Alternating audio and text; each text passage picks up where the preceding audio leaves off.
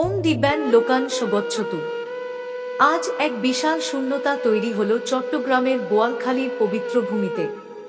শ্রী শ্রী চণ্ডীতীর্থ মেধস মুনির আশ্রমের অধ্যক্ষ শ্রীমৎ স্বামী বুলবুলানন্দ গিরি মহারাজ আজ সকালে দিব্যধাম প্রাপ্ত হয়েছেন।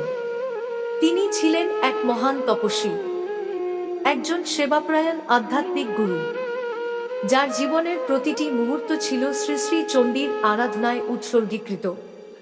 ভক্তদের জীবনে আলো এনে অসংখ্য আত্মাকে ধর্মের পথে ফিরিয়ে এনেছেন তিনি।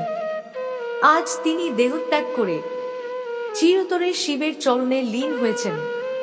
তার মহাপ্রযানে আমরা শোকাহত, কিন্তু তবু বিশ্বাস করি তিনি দিব্যলোকের পথে যাত্রা করেছেন।